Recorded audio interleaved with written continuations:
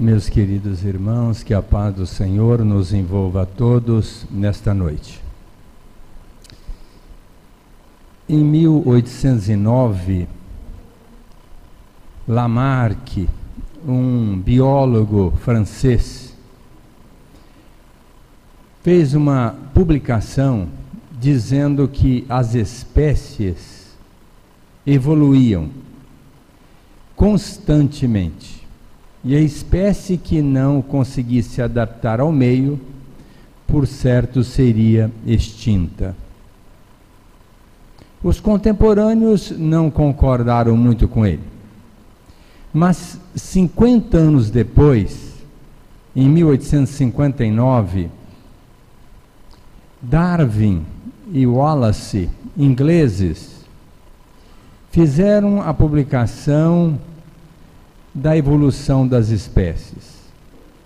E foi tão racional, tão lógico o raciocínio desses dois pesquisadores que hoje, universalmente, esta teoria é aceita. Muito embora, 2 anos antes, em 1857, Allan Kardec já dizia a mesma coisa, mediante a informação dos espíritos, que diziam que nós viemos do átomo com a trajetória ao anjo. Portanto, nós dormíamos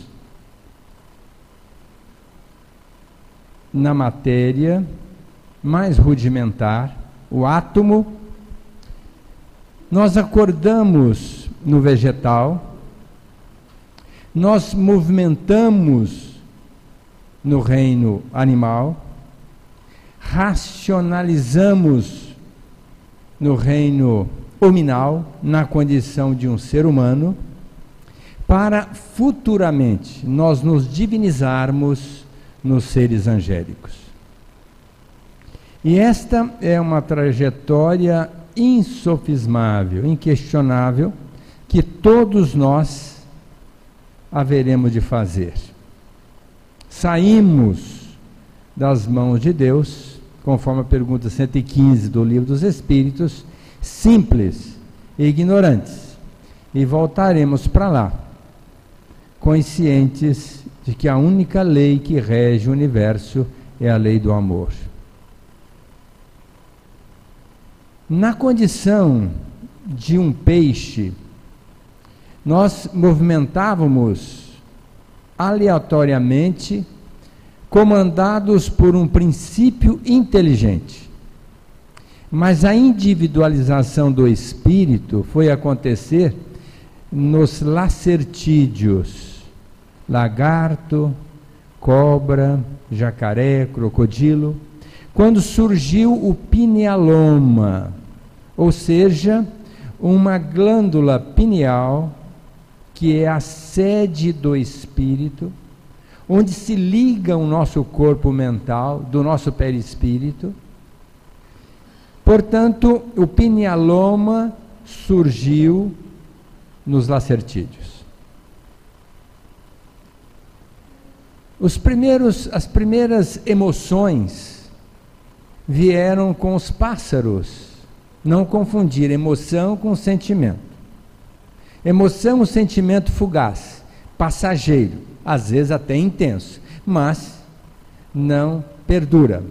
Então, as primeiras emoções vieram com os pássaros. Quem tem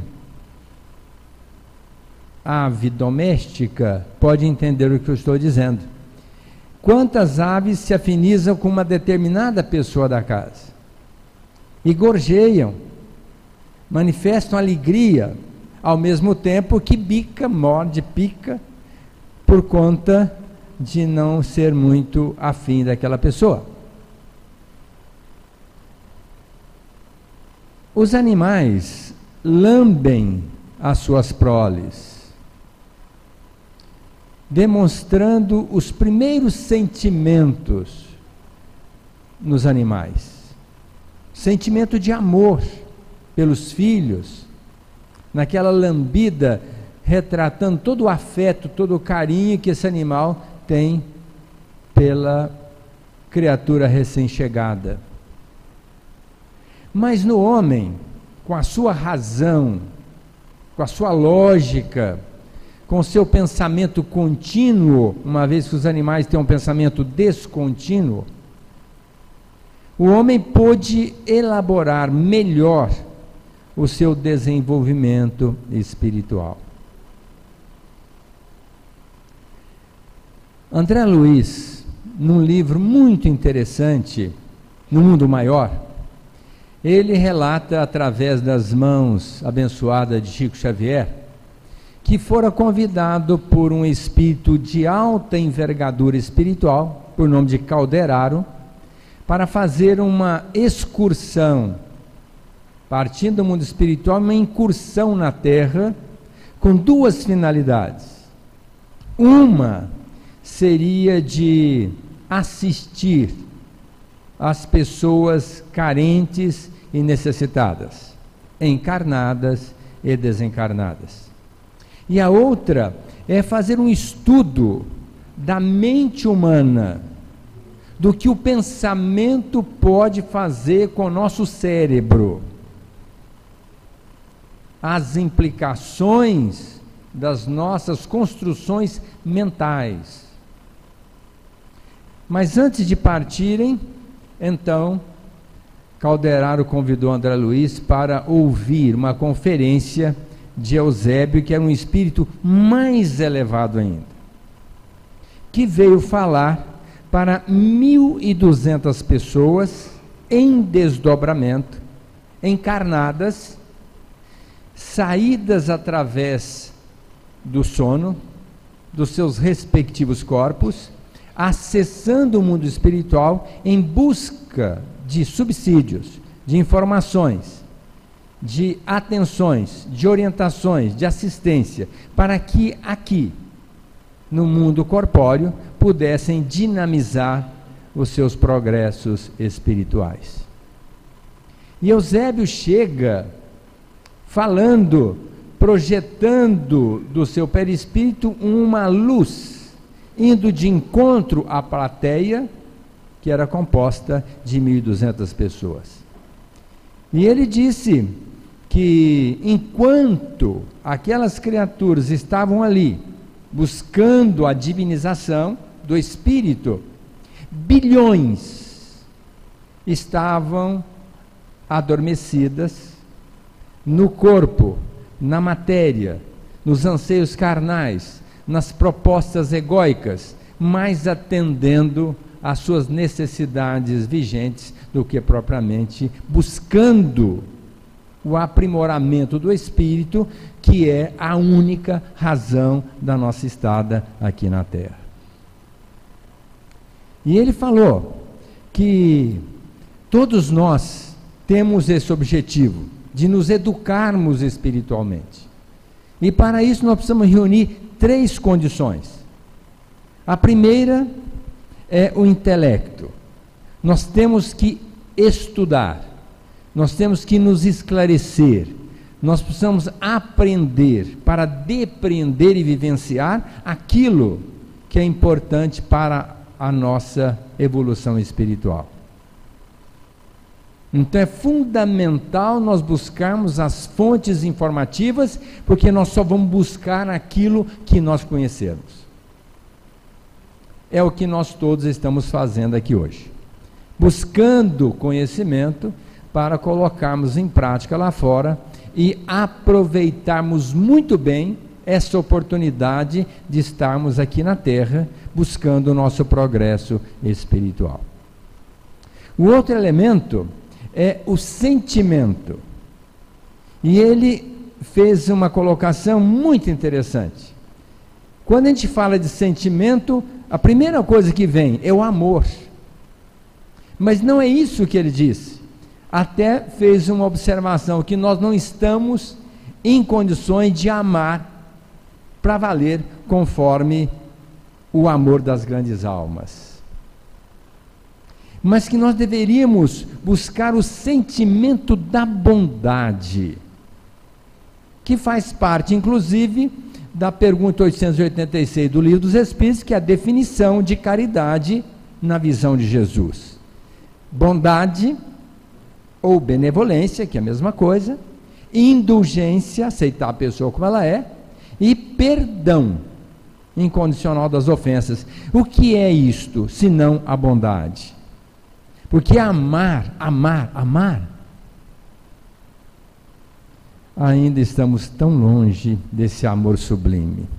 Mas podemos ter a bondade com aquele que está ao nosso lado, dentro do nosso lar, no nosso trabalho, na rua, dentro da casa religiosa, independente de credo, porque aquelas 1.200 pessoas eram de diferentes facções, diferentes seitas, filosofias aqui da terra, mas todas foram buscar os ensinamentos de Jesus, que são holísticos, pertencentes a todas as religiões. E o terceiro elemento da nossa educação espiritual é a vontade, porque sem vontade nós não nos transformamos. Até que eu tenho vontade de me mudar, mas quase cola um dedo no outro, uma vontade tão pequena, e essa vontade ela tem que ser muito grande, mediante o entendimento, mediante a nossa sensibilidade para as coisas transcendentes, divinas da alma. Então, mobilizarmos a nossa vontade de crescermos, de progredirmos, de nos melhorarmos muito nesta atual existência.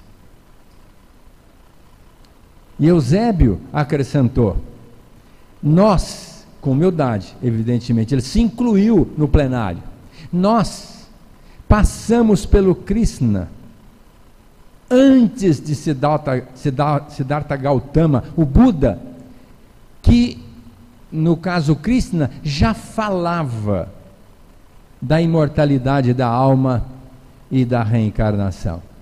E nós descemos à margem do rio Ganges, depois de também termos ouvido os profetas, os grandes pensadores, os avatares, e dizimamos muitas vidas. Passamos pelo Buda, Siddhartha Gautama, que falava da universalidade do amor. E nos aproximávamos do vale do Nilo e matávamos muitas criaturas em guerras sangrentas.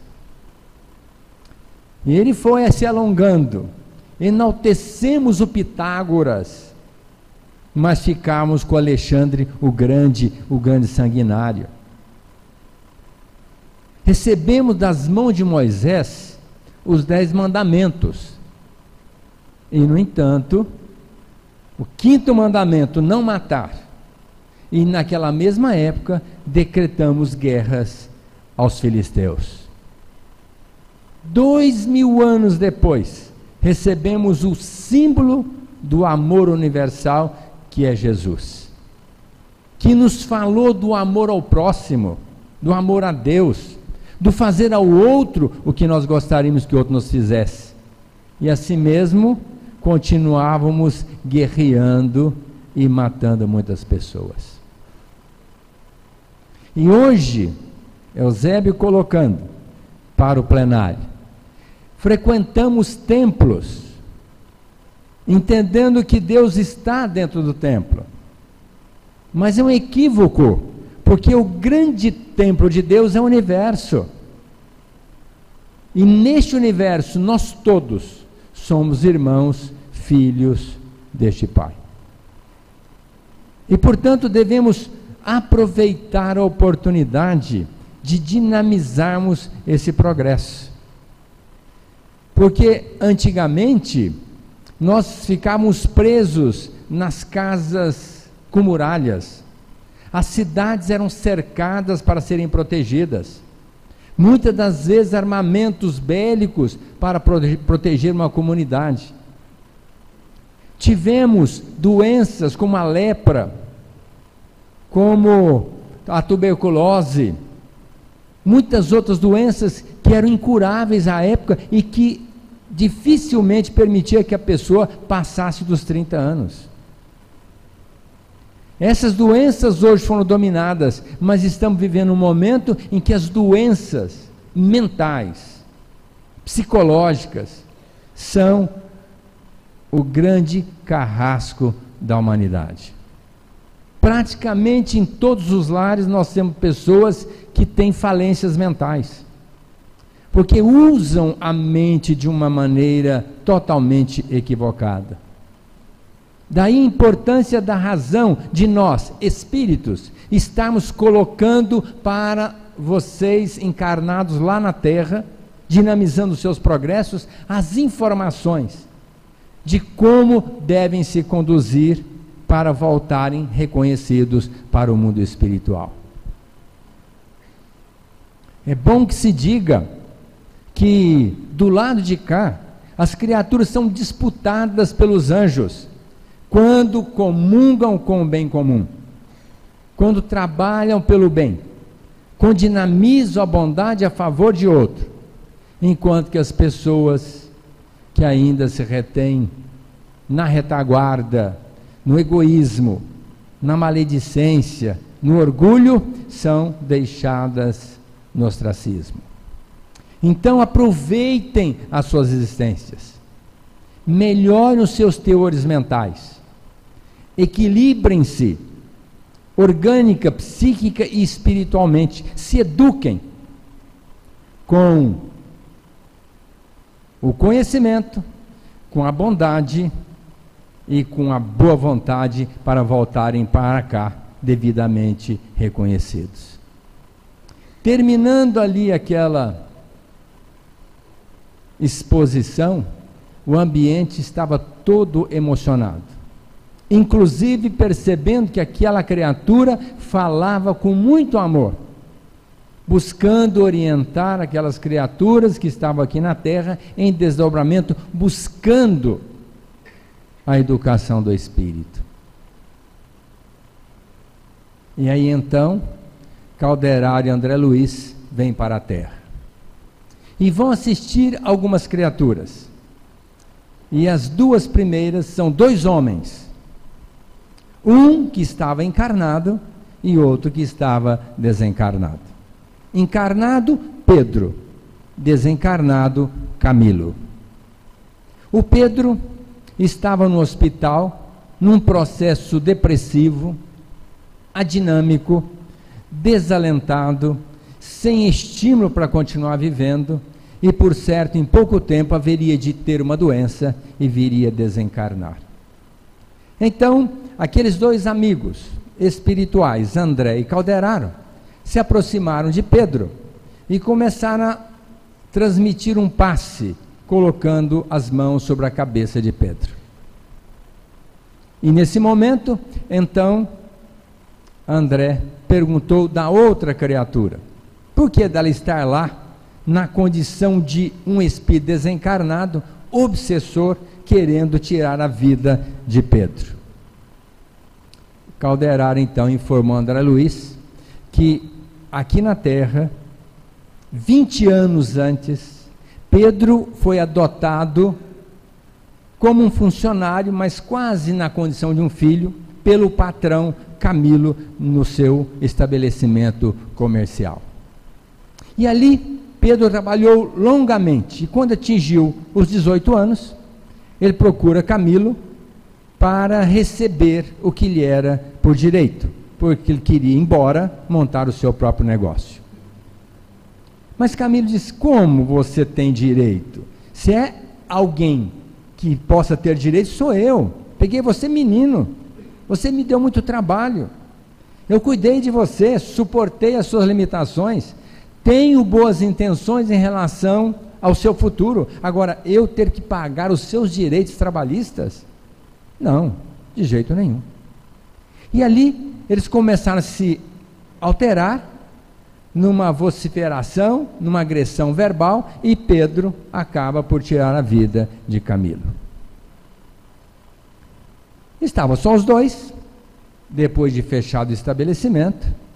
Pedro se encarregou de armar todo o esquema para que ele não fosse colocado como o algoz, chamou a polícia, enternecido, sofrendo, entre aspas, hipocritamente, mediante a morte do pai adotivo ou um patrão muito prestimoso. E a polícia, não encontrando nenhum rastro, ficou o dito pelo não dito, e Pedro vende o estabelecimento, pega a sua parte que ele achava que lhe era por direito, fez o inventário da família, uma vez que a esposa e 2 crianças estavam ausentes em viagem. Quando chegaram, então Pedro legou à família o que era direito da família e foi embora trabalhar para atender às suas necessidades materiais. Casa-se, 5 filhos, uma mulher maravilhosa, e começou a trabalhar, buscando no trabalho a fuga, mediante um sentimento de culpa que estava a lhe cobrar por conta daquela atitude infeliz que depois, com o passar do tempo, veio a violentar a sua mente. Mal sabendo ele que Camilo, não aceitando aquela atitude infeliz, nunca mais se desligou de Pedro. E na condição de obsessor, André Luiz perguntou ao Calderaro: por que você não afasta o Camilo, libera o Pedro, para que ele possa continuar a sua vida e vamos assistir o Camilo, está tudo resolvido. Aí Calderaro disse para André Luiz: olha, até que entender disso eu entendo, mas para fazer isso que você está pensando, tem que ter muito amor, e esse amor eu não tenho. Nós dois estamos vendo essas 2 pessoas como 2 pessoas comuns, normais, mas nós precisamos de alguém que ame de verdade para efetivar essa liberação. Mas não se preocupe, que em breve nós vamos ter aqui uma criatura especial. E nisso chega um espírito de escol, de uma mulher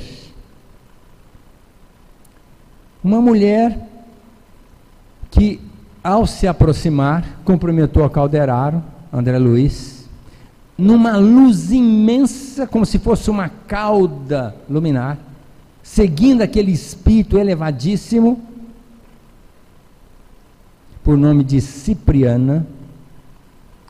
E então ela cumprimenta a Calderaro, agradece pelo desvelo que ele tinha tido para com os 2, durante a sua ausência, e então ela toca a cabeça de Pedro.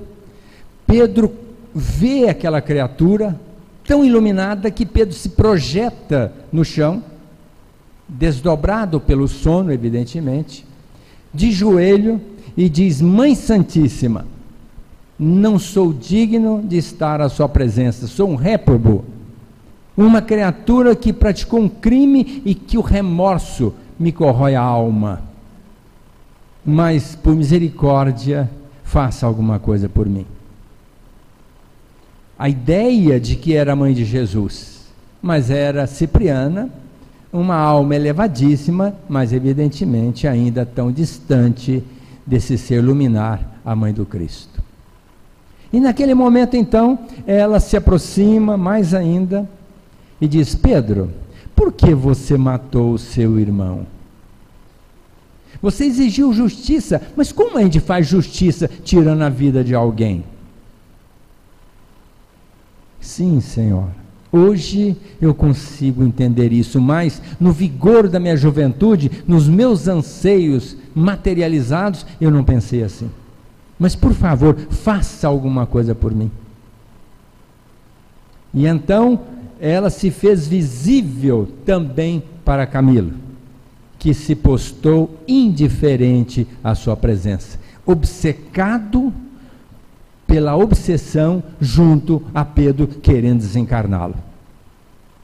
E então ela coloca a mão na cabeça de Camilo e diz assim: meu filho, eu estou aqui na condição de mãe, para tratá-los como tal. E, portanto, por que razão você fustiga o seu irmão? E Camilo disse, mas como? Lógico que eu tenho razão e direito. Ele me tirou a vida. Quando eu fui solícito à necessidade dele como jovem, criança, e me deixou a minha esposa e meus filhos na orfandade, como a senhora haveria de entender que eu não pudesse fazer o que eu fiz? Meu filho, nada justifica essa sua atitude. Mas senhora, meu sofrimento foi muito grande, aliás, está sendo muito grande. Mas meu filho, o sofrimento diviniza. Permita-me citar da minha vida, para você entender o que eu estou querendo passar para você. Graças a uma existência pretérita, passada, eu me casei, tive 4 filhos, 2 homens e 2 mulheres. Meus filhos foram mortos na guerra. As minhas 2 filhas, no tresvario da vida, nos anos da materialidade, nas ilusões equivocadas, se perderam também. E se não bastasse, eu fui envolvida pela lepra. E quando meu marido me viu na condição de leprosa, me abandonou também.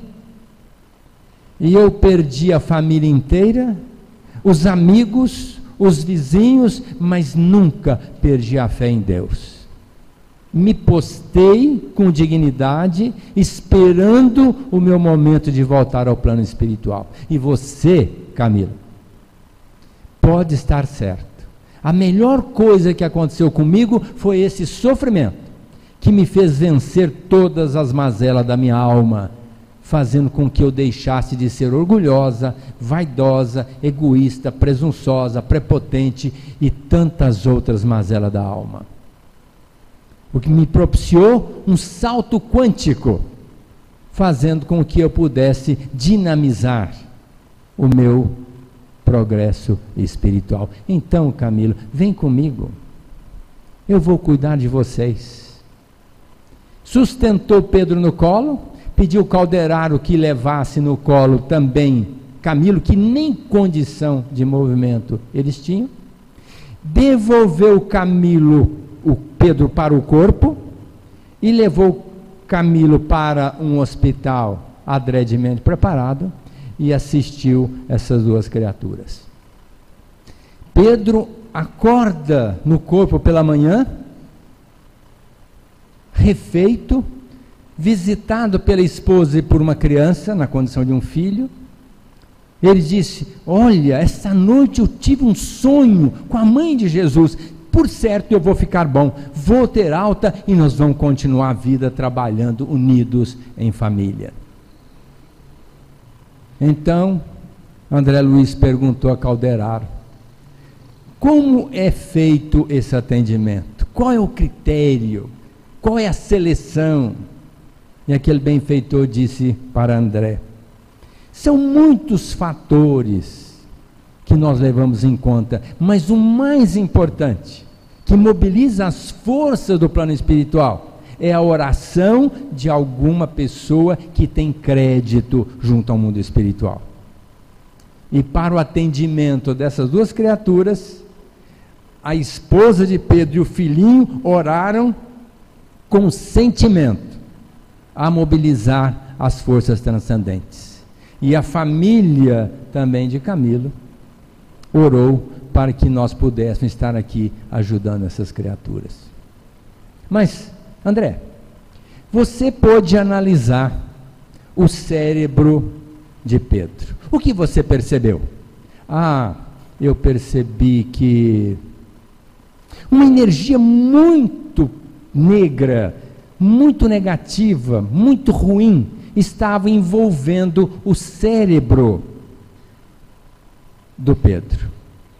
Energia criada por Camilo, no sentido de fustigar aquela criatura.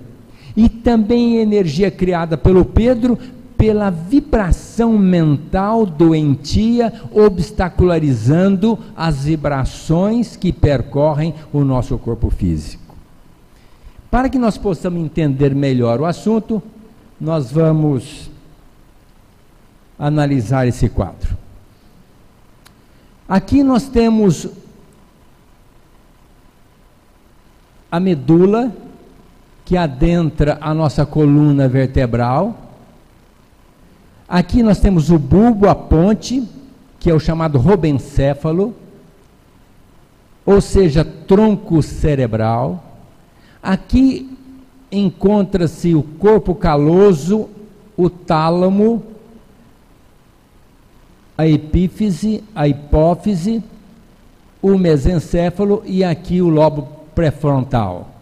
E o hipotálamo, e o tálamo é dividido, esta substância, em 4 elementos: o epitálamo, o tálamo, o subtálamo e o hipotálamo.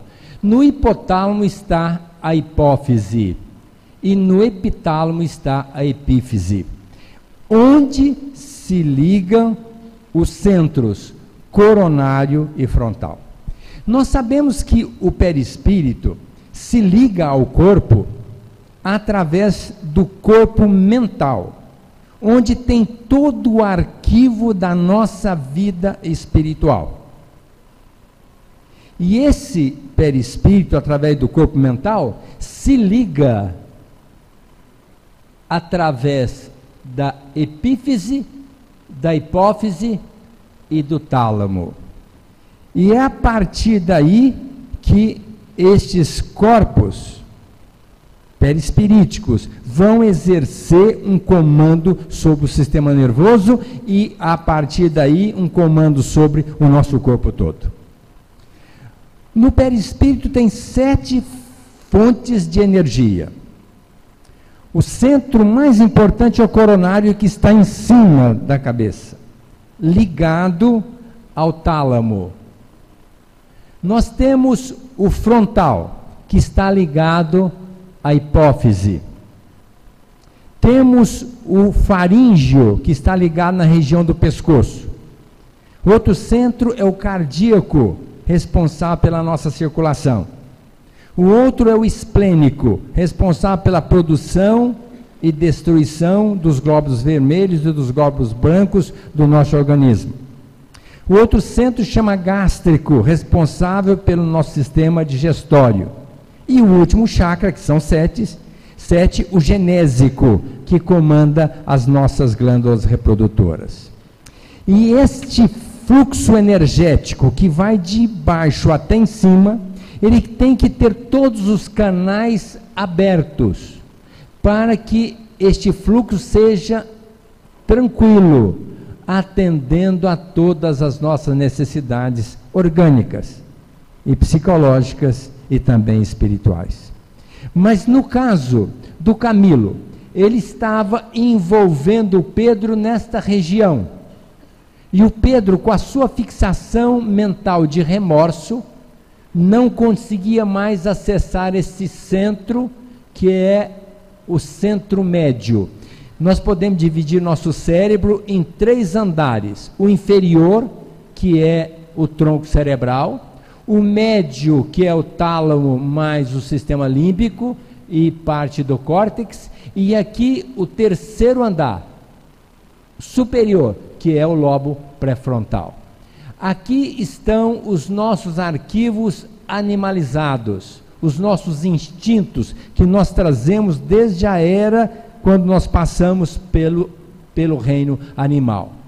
Aqui nesse cérebro médio, ou seja, no diencéfalo, com o tálamo, a epífise, a hipófise, o hipotálamo, e corpo caloso e o giro do cíngulo, que está aqui em cima, nós temos uma parte de dinâmica, de construção, de efetivação do nosso trabalho.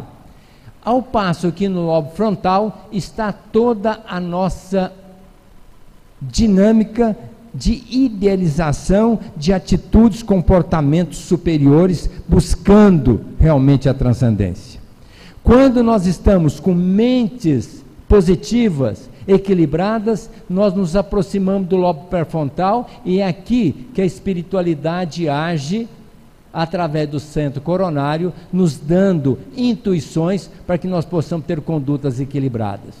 Quando nós ainda não temos esse ideal, dessa sublimação, dessa divinização, e nos preocupamos tanto com o dia a dia do trabalho, nós ficamos mais nessa região central.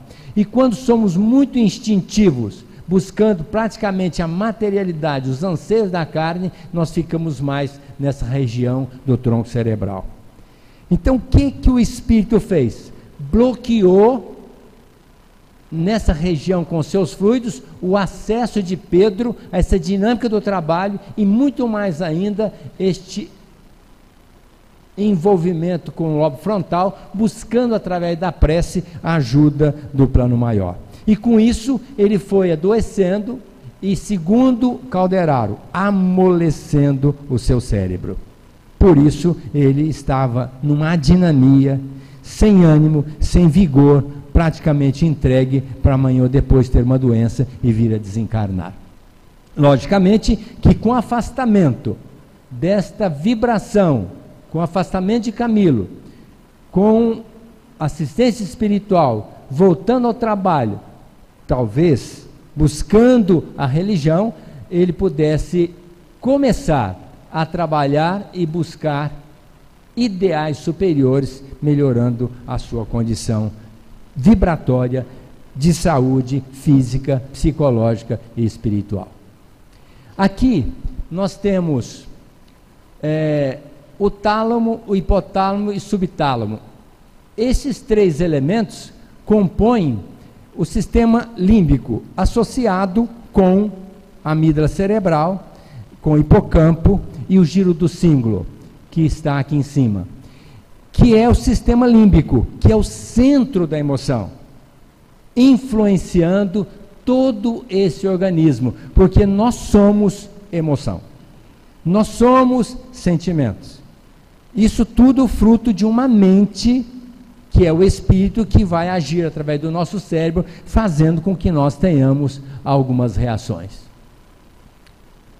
Aqui uma tomada posterior anterior, onde a gente vê aqui a epífise, que é o centro do espírito. Toda a ligação que nós temos com a espiritualidade vem nessa glândula, que a priori ela é produtora de melatonina, que nos leva ao sono.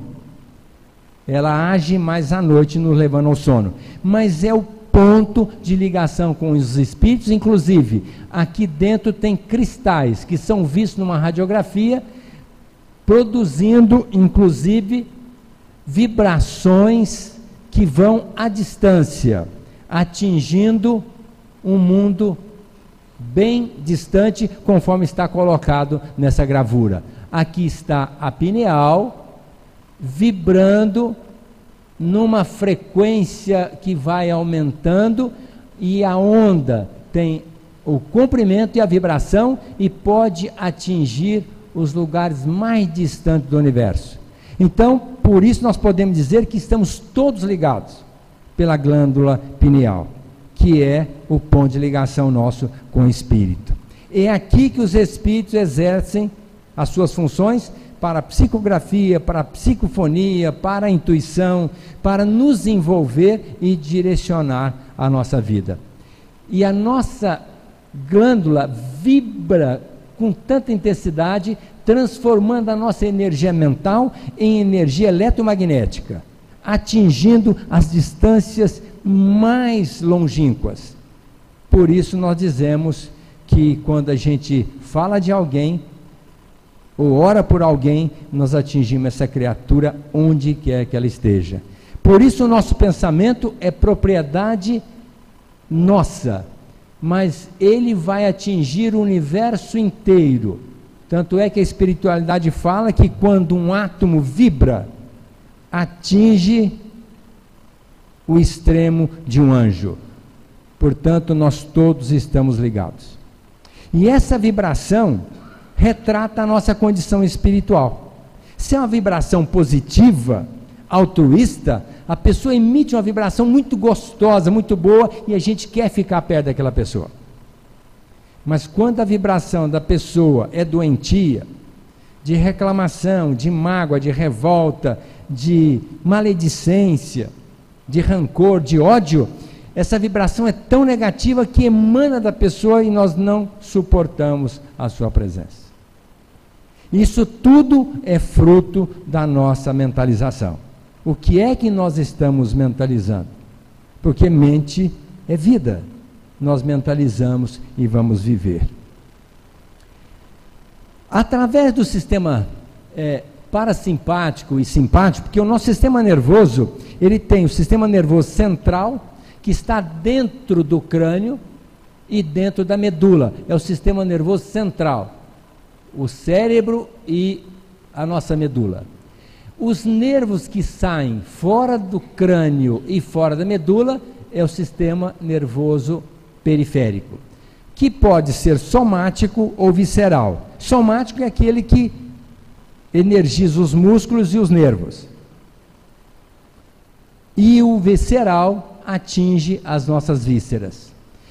Todos esses nervos são reflexo do nosso pensamento, da nossa epífise, que junto do tálamo age no córtex, e o córtex manda uma mensagem através dos nervos e eles vão atingir os nossos órgãos. Portanto, o sistema parasimpático contrai a pupila, estimula a salivação, reduz os estímulos cardíacos, ele contrai os brônquios, estimula o estômago e o pâncreas, estimula a vesícula biliar, contrai a bexiga e promove a ereção.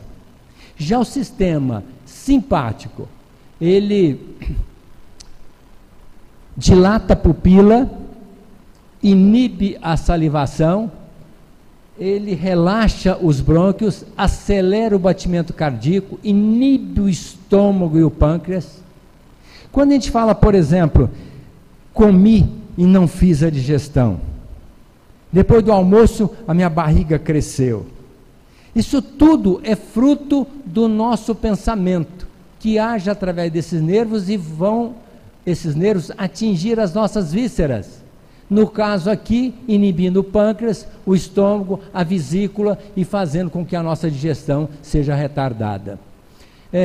Age também nas glândulas, estimulando a liberação de glicose. Estimula a secreção de adrenalina para preparar a pessoa para uma luta, para um embate, relaxa a bexiga e promove a ejaculação. Isso tudo é fruto da nossa mente. Mente é vida, mente sã, corpo são. Então imaginem o quanto nós precisamos trabalhar a nossa mente. Quando nós estivermos com a mente em desalinho, vamos corrigi-la. Outro dia, só para refrigerar um pouco, na minha clínica tem uma janela que dá entrada para uma área e para a cozinha.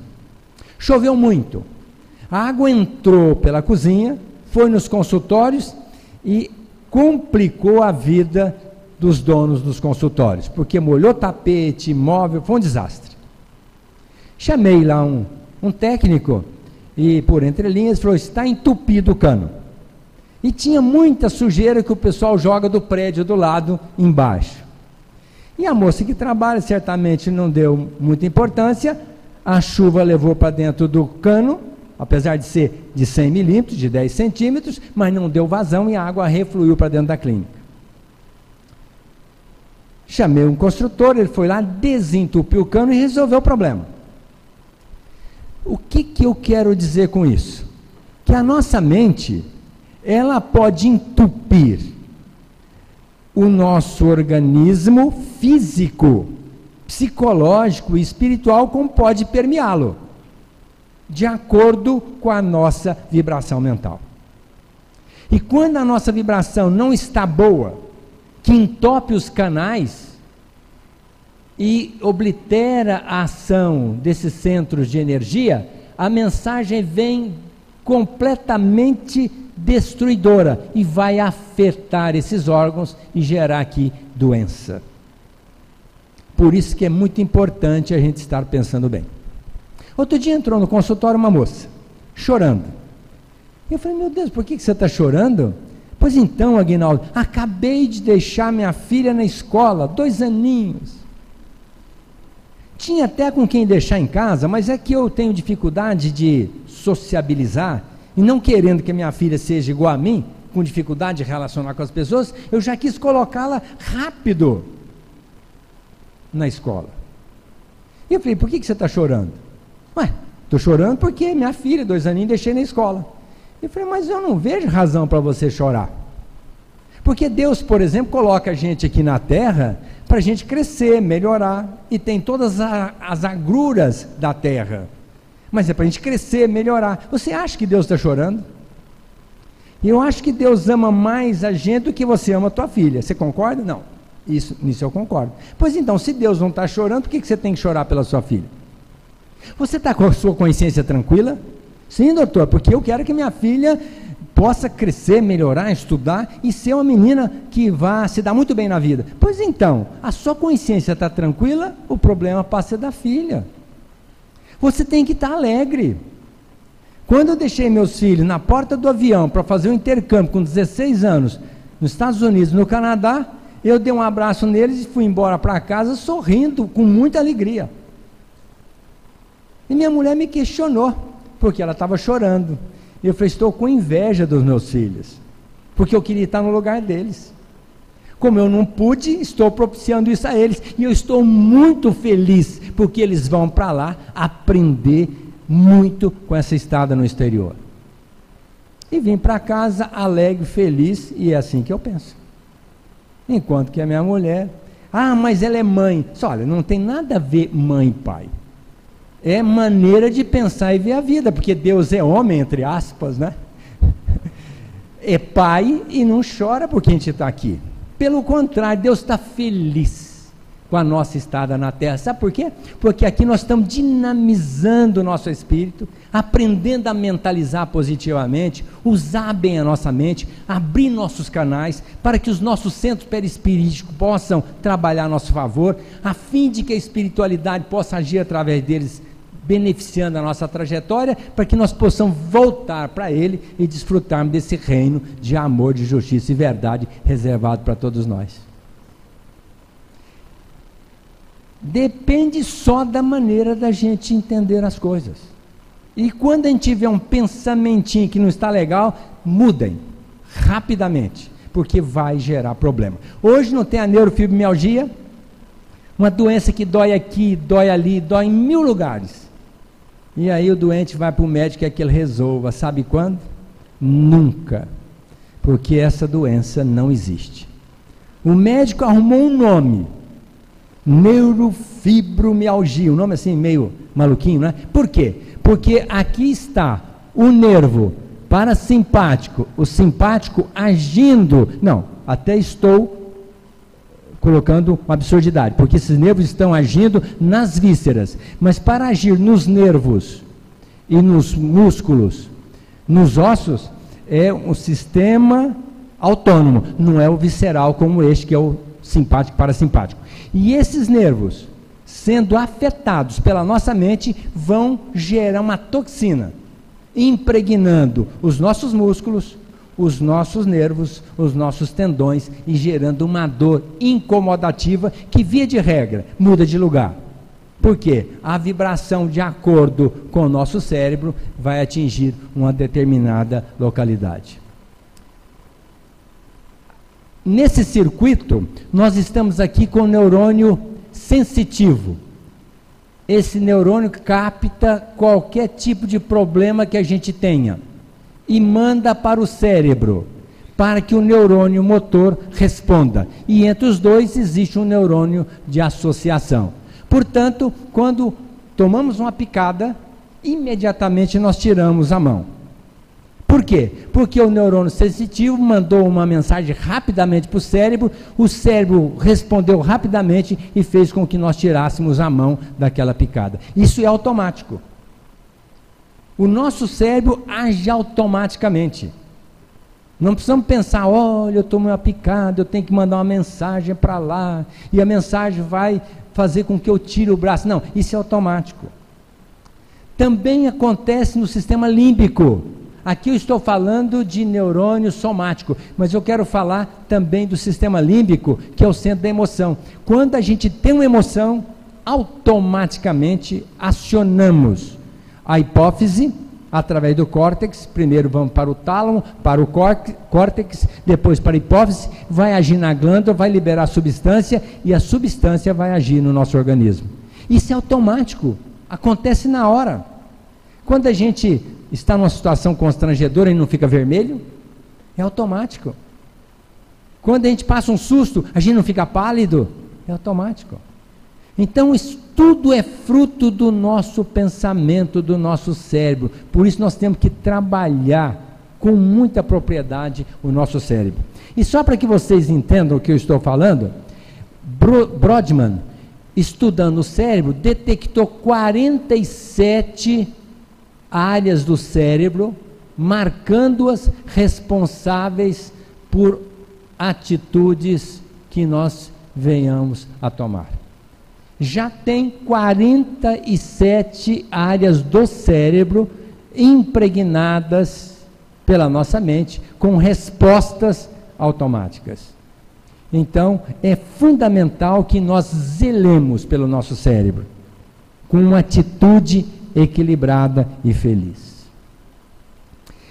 Quero dizer para vocês que Calderaro foi assistir uma criança de 7 anos, que estava muito doente, cega, muda e surda em cima de uma cama. E então começou a assistir aquela criança. Nisto aparece a mãe, com 30 anos. E aquela mãe se aproxima e diz assim: meu filho, que eu fiz para merecê-lo? E questionou Deus: Senhor, por que o Senhor mandou esse filho para mim? Com tantas mulheres têm filhos normais. E eu, uma doce ilusão da maternidade, querendo um filho para curtir, o Senhor me manda essa criatura. E aí começou a se indignar, e a vibração foi abaixando. E até que, num determinado momento, Calderaro disse para André Luiz: conversa com ela, fale alguma coisa para ela.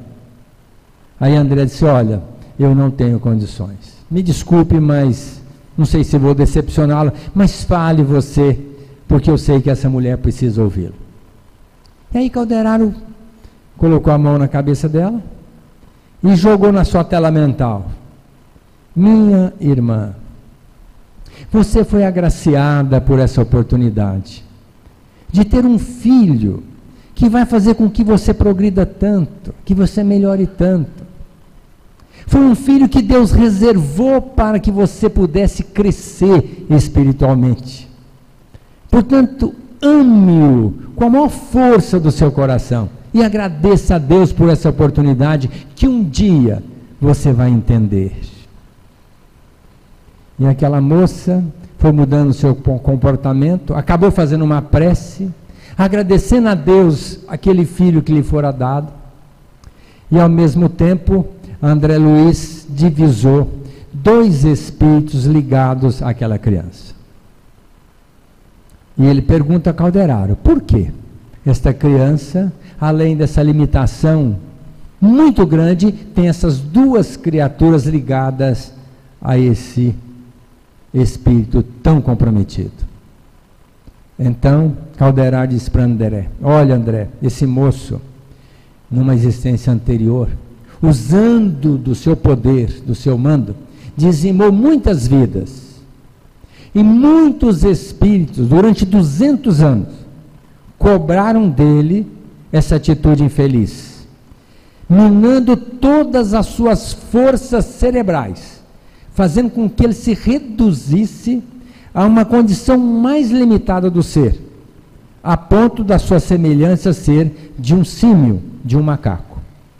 Não retrogradou o espírito, mas o físico, fruto da vibração mental, regrediu bastante, para que ele estivesse nessa condição.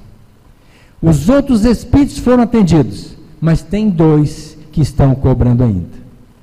Mas nós vamos contar com a ajuda da Cipriana, que vem nos atender mais uma vez.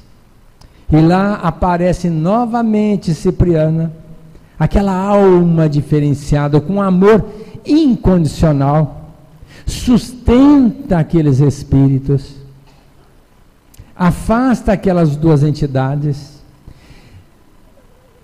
traz uma energia positiva para aquela criança que entrava em convulsão várias vezes no dia, pacificando aquela criatura, envolveu aquela mãe para que ela tivesse força para cuidar daquela criança, e levou aquelas duas entidades, preparando-as para reencarnarem naquele lar, filha daquela moça, irmãos daquela criança, para que através da limitação daquela criança, os dois irmãos pudessem amar a criança e desfazer definitivamente aquele vínculo obsessivo.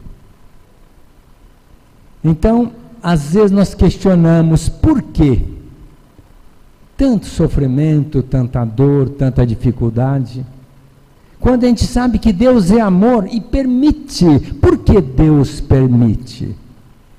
Porque Ele quer que nós aproveitemos ao máximo a nossa existência. E via de regra, através da luta, do sofrimento, não que sejamos masoquistas, porque ninguém quer sofrer, mas aceitar com resignação a vida que ora nós estamos levando e com devotamento, nos dedicando a uma luta constante para minimizar a dor nossa e daqueles que vêm na retaguarda. Porque esse é o nosso papel na Terra, de sermos instrumentos divinos para evoluirmos em conjunto, porque nunca seremos felizes divisando a infelicidade do nosso irmão. Nunca estaremos em paz vendo o nosso irmão numa conturbação mental. Nunca estaremos alegres vendo a desgraça do outro. Nós só iremos nos libertar dessas mazelas quando nós construirmos um mundo melhor à nossa volta. E Eusébio finalizou a sua conversa exatamente dizendo a isso, aqueles 1.200 indivíduos que estavam em desdobramento no mundo espiritual, buscando subsídios para crescerem, dinamizarem o progresso espiritual aqui na Terra. Trabalhem pelo bem, porque a única dignificação do espírito no plano espiritual é o amor ao próximo e o trabalho no bem. Valorizem as suas existências, valorizem a oportunidade de ressarcir os débitos, aproveite a existência sem reclamação e melhore as suas condições mentais, porque para a educação do espírito precisa ter uma mente equilibrada, um sentimento de bondade e, acima de tudo, uma vontade de melhorar. E entendendo isso, Maria Dolores nos faz uma advertência. Escuta, alma querida, se a provação te alcança e te amarfanha a vida, não te des por vencida. Deus modifica o sofrimento aceito em trabalho, grandeza e proveito. Em tudo aquilo que admiras, do chão que gera erva ao céu que infunde a paz, em qualquer momento, em tudo encontrarás esta lição na terra que respiras. No solo arroteado a golpe de tratores, o chão se converte num toucado de flores. Da rocha perfurada, a fonte se descerra, trazendo a riqueza e inebriando toda a terra. A semente, deitada na cova estranha e escura, renasce do abandono, em beleza e verdura. A árvore que na poda é humilhada e desfeita, traz a abastança na hora da colheita. O minério, exposto a um calor gigante, em profundo embaraço, está sempre presente na mais linda estrutura de aço. A madeira que o serrote alinha, morde e apara, está na construção como uma peça nobre cara. A pérola de grande valor e brilho evanescente é a riqueza que surge de uma ostra doente. O pão, esse divino legado, ele vem à nossa mesa através de um trigo amassado. A água que submete aos caprichos da usina gera calor, energia e ilumina. É assim, pois, alma querida e boa, na senda de cada dia. Na lei da evolução, para crentes e ateus, a dor que nos fere e avalia é um tesouro dos céus e um presente de Deus. Muita paz.